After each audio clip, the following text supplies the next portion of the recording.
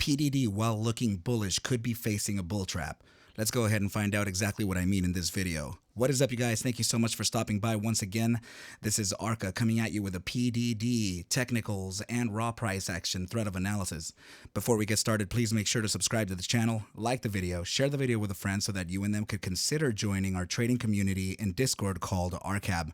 With that said, let's go ahead and dive right into the charts. So we are looking at PDD in the 2-day chart right here in the buy daily, and we are actually looking at what could potentially be an ABCD strategy, which is very common amongst all kinds of traders, institutional traders, scalp traders, momentum traders, swing traders, you name it. Since we're in the 2-day chart, this can present some very easy targets for swing traders and momentum traders alike. But I am potentially looking at, based on price action right here, what could look like a failure of this ABCD.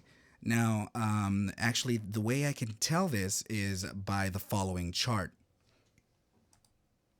Okay, so now in the 6-hour chart, we're going to just go ahead and zoom in a bit. Excuse me, you guys. So we are looking at a rising wedge right here, and usually rising wedges have a bearish outcome.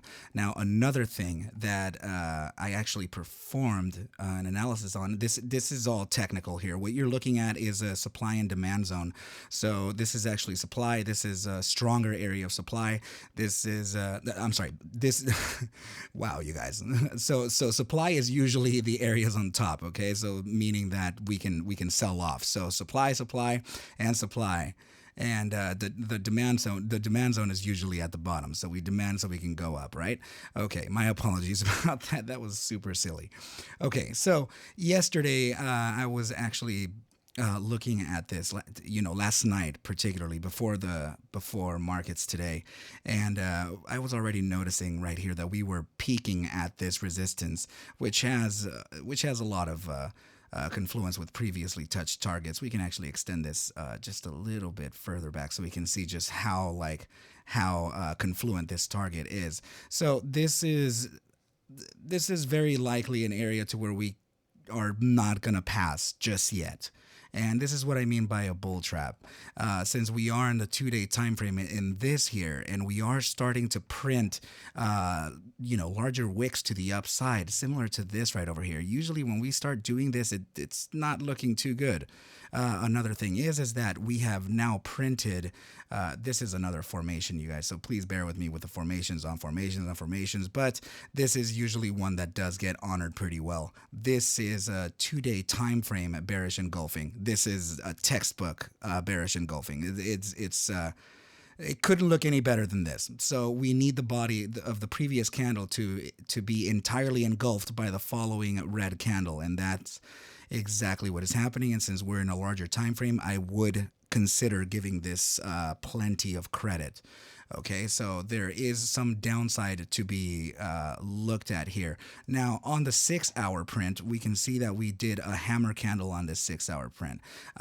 This can present a short-term upside, and the short-term upside could likely be in respects to us now converting our ascending wedge or rising wedge into this support into a resistance, so we can actually make our way up one more time and potentially test this this area right here as a form of newly converted support into now resistance before a continuation on to the way down. And another thing too is that I don't like to really call too much. It's just that we actually looked at a potential double top right here, and double tops, triple tops, I don't really like to call those out too much. They don't have a higher hit rate like triangle formations do, but we just have to look at it for what it is. Okay, now I'm not gonna lie to you guys. This chart has been a pretty tough one to chart.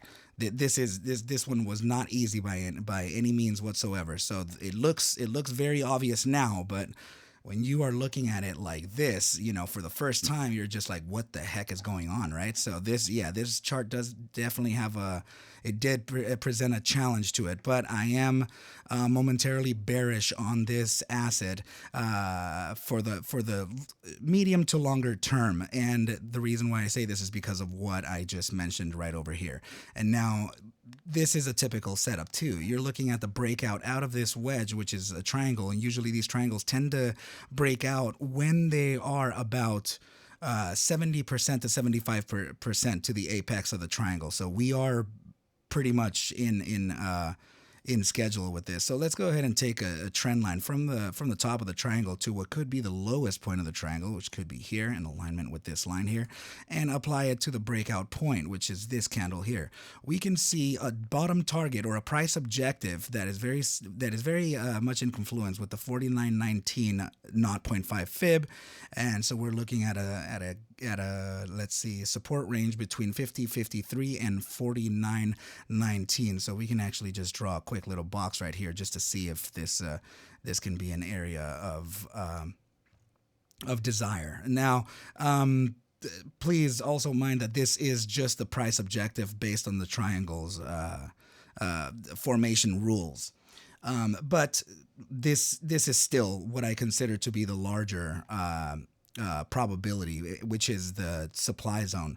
And another thing is that yes, we are in a 6-hour chart, but we were in the process of creating a series of higher lows. So we have a low here, we have a higher low, we have a higher low, but then in this iteration here, we actually made a break of market structure, which essentially gave us the signal that now the upside is limited. So with this pattern now, and also having us double top here, and also has as a double top here as well, without making a higher high, this is looking pretty bearish. This is looking like we can definitely fail this and start making a movement to the way down right over here. So I would look out for first this area of support before us continuing to the downside. There is a lot of talk about the overall broader markets actually facing some downside, so we do have to pay attention to that too. FOMC minutes is going to be on Wednesday the 23rd, so likely a lot of people are going to start preparing for that. Okay, so now that we do have those targets, okay, actually one more thing. When we're coming down, I can potentially see us just rising a little bit to test this, to test the newly converted support into resistance before coming down and using the 786. The not 786 at 6404 as a point to bounce, and then we're going to confirm this as a form of resistance, and then come back down, and then we're going to use the not 618 and bounce. We're going to be doing this number here. It's going to be a choppy way down. We're not just going to, capitulate unless there is something going on. An indication for us to be able to see this type of bearish movement is the decline in buy volume. So you can see here that the buy pressure is actually decreasing. So as we're ascending, so we this divergence in price action versus volume is not usually looked at as a good thing. It's very dependent on the situation. But let's go ahead and move on to the next chart to see what we have. So this is going to be the RSI analysis of the PDD asset. So now let's go ahead and make this a one pane and look at the daily chart. This is another thing that is backing our downside thesis as well. You are looking at one primary drive of bearish divergence, which is the top one, and it is actually this shorter term one right here, followed by two larger drives of phantom bearish divergence. So we do have we do have a lot of things kind of going against price action right now, and it looks like it has since started. So this candle is not looking bullish whatsoever. It is currently facing from a short-term Fibonacci retracement. Sorry, we are now facing some resistance at the not 236 at 67.76. This could potentially go up one more time into the this is called the golden zone, or the golden pocket, between the knot 382 and the knot 618, between 6877 and 7041. There is a potential to where we can go up to this or wake up to the 786 before a continuation onto the way down, which is in accordance of what we're talking about with testing the newly converted support into resistance right over here. So now that we have these divergences out of the way, let's go ahead and open up a multi-pane to gain bias for tomorrow's session. Okay, so yeah, let's go ahead and make this one larger and move this to the immediate short term. So we are looking at the 30-minute here. I've made a diagram for the new viewers and new listeners so that you guys can be able to see exactly what my RSI properties are. I know this is blown up right over here, but this is the same setup right here. So you have the red line and the green line. Make sure you pay attention to those and look at these areas, because I will be mentioning that I will be talking about this terminology. Okay, so immediate short-term time frame is very much within the deep areas of the bear weakness percentile. When we're within these deep areas, we are likely to be gravitationally pulled into the bear strength percentile. So every border has that type of gravitational pull. So we do have to kind of practice some, I would say, risk here. So if you guys are already in profit, please remember that I'm not a financial advisor. I can't actually suggest for you to buy or sell any assets. Please take whatever I do show and iterate within these videos as a form of entertainment. Do your own DD and we'll be okay. But if you're already in profits, I would probably consider taking some profits. Another thing is that I don't follow, as a systematic trader, I don't follow any fundamentals. Okay, so please know that. For example, like MMAT, I was giving you guys the potentials based on technicals. I said a top area of $2.05. The thing went to $2.32 today.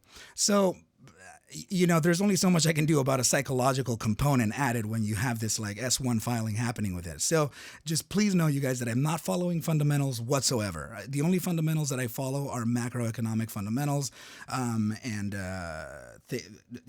huge mentions for the companies if I'm able to do my own research. But these are all requests, okay? So these are requests by you guys, and I'm going to go ahead and give you what the technicals are saying, not what the fundamentals are saying. Okay, so the buy hourly is now failing the bull strength percentile, and it has entered the bull weakness percentile. Now, know that this is the moving average, and the choppier line is the RSI signal. The moving average is a 14-day moving average. So now we can see that we have been using the moving average as kind of a guide to the way up to the top. And we are touching it right here. It looks primed to be able to cross to the downside and make a bearish cross. But please remember that we are in the deep areas of the bull weakness percentile, which means we can be gravitated right into bull strength one more time, which could be indicating a potential short-term upside. If it actually does that. Please remember that I'm actually giving you a discretionary analysis here. This is not based on data, which is usually what I do. Okay, so now let's go ahead and move on to the 6 hour. Let me show you the buy hourly actually. The buy hourly is suggesting an upside. This is the buy hourly here. So we're suggesting an upside on the buy hourly. It has moved away from the deep areas of the bear weakness percentile, which means that it actually might actually realize the upside move here. So now let's look at the 6 hour. The 6 hour has the pivot is starting to slow down, which means that aside from us having the 30-minute suggesting a slight upside, let's look at the 15-minute too. Oh man. Okay, yeah. This, like I said, guys, this one's tough. Okay, so we are looking at a potential early session upside continuation, which is in accordance of testing our ascending wedge, the newly converted support into resistance here, and the 6 hour is slowing down on that pivot, so it's starting to curve. This let's continue on to the 12 hour here. Okay, yes. So this can likely happen by the mid-session. We're looking at a mid-session or early to mid-session upside, followed by a slowing down of buyer pressure and then leading into a red day for tomorrow. This is very, very discretionary. Please know that, okay? So if I were to actually give you guys any type of entry, I wouldn't. This might actually be a pretty good long put play or short play. These are usually indicators for short positions to open right around here at confirmation, meaning that we would come back and test this area one more time. I mean, it has already tested it one time, but it wasn't exactly to the to the line, which has me a little confused here. So, and this is an indecision candle. We couldn't tell if it was going to go up or down. This is a hammer candle on the 6 hour, which indicates a potential upside move, and also the bi-hourly suggesting that upside, which leads me to believe that we can test this newly converted support into resistance before a way down, which means that the long put play could actually be in play, or entries could actually be right around at this resistance first at 68.94. We can actually find another entry at 71.59 for a downside type of trade. Okay, you guys, but I think this is a pretty good place for me to leave off the video. If you have any questions or concerns, please don't hesitate to reach out to me on Twitter, on Discord. I'll make sure to leave the links in the description below for you to consider joining the trading community, ARCa in Discord. Okay, you guys, I wish you a good night, and I will catch you at the bell mañana. Adios.